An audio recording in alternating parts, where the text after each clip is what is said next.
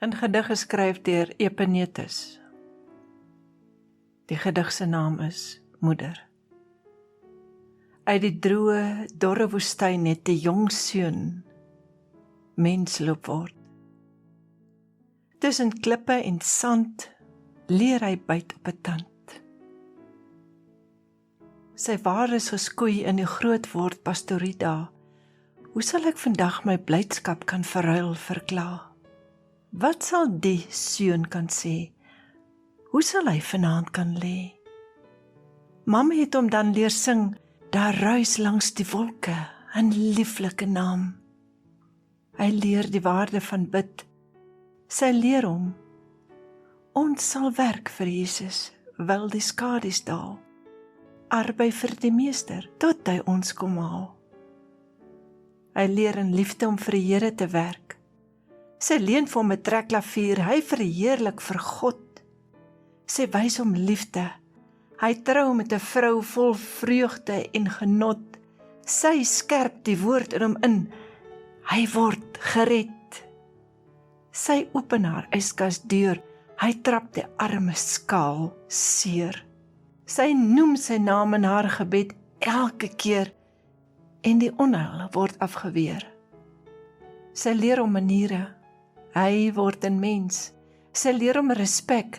Hy sê nog oom en tannie en pens. Sy wys hom tereg. Hy leer buigsaamheid. Sy wys hom 'n pad. Hy loop dit met tyd. Sy groet hom as hy weggaan en hy weet waar die huis is. Sy maak vir hom koffie. Hy leer waardering en lus. Sy maak die naam van die Here groot. Hy leer van sy heerlikheid. Sy noem hom voor die meester die hemele geag.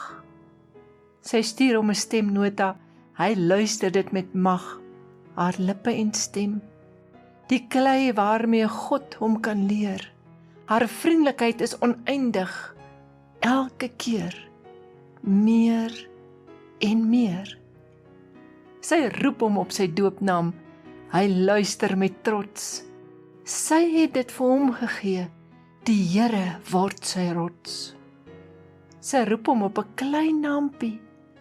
Hy hoor dieselfde liefde in daai roep. In die nag weet hy, God het die duiwel verhoed. Haar angs voor God is niks behalwe vir sy siel. Sal U ook koning van die heelal hom red voor die duiwel hom verniel? Soos Elim en Oase in die dorre woestyn was vir 'n vermoeiende, moe man, so is my moeder vir my. Gou om 'n lering uit die woord te deel, opreg en eerlik en ook nie net my gewete te streel.